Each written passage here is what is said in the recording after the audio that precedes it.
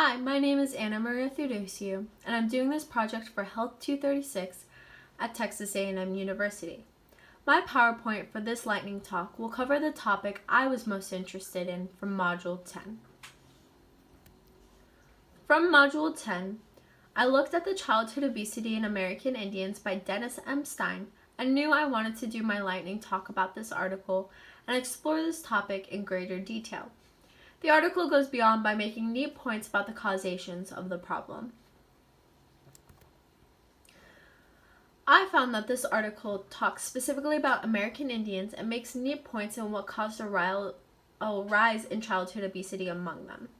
Stein talks about how kids do not seem to walk as much due to the lack of sidewalks and the safety concerns of children walking to these places within their community.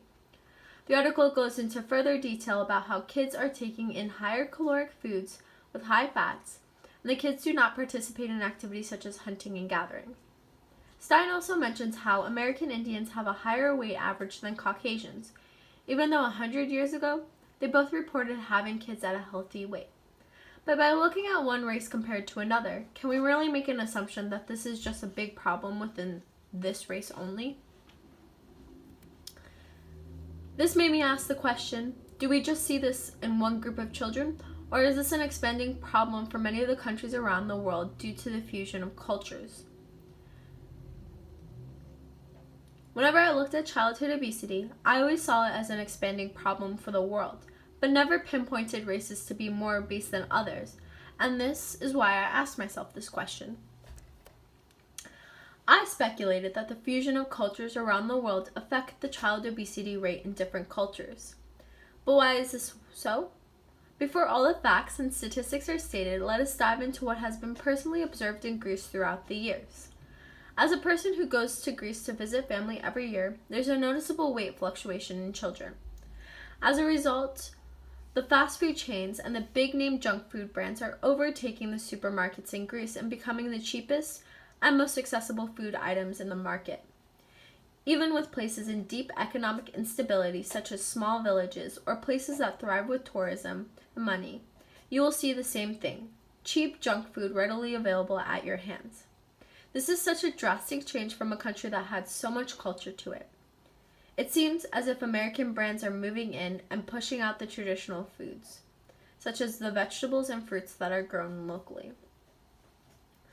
In addition to the previous statement, Greece has so much open land and beautiful beaches, but I noticed that the kids do not play as much and tend to be more sedentary than from what I remember. There are kids with their faces buried in their parents' phones. Not only this, people now see some of the widely known American brands in countries such as England, Italy, Poland, and Germany. A lot of this ties into Module 10, but it expands to more cultures of different economic standings and how cultures fusing together might aid in such a problem. I found that the growth of obesity in very young children and infants increased from 32 million kids in 1990 to 41 million in 2016. And WHO projects that in 2025, there will be 70 million young kids and infants classified as obese. Even with these numbers, WHO talks about the factors that tie into this growth. A big one is the marketing of junk food worldwide through colorful advertisements and cartoon characters that excite kids to try this product. But the question that needs to be answered is this: does the rise in childhood obesity link with the idea of cultures fusing together and becoming homogeneous? The answer seems to be yes, due to the movement of brands known worldwide.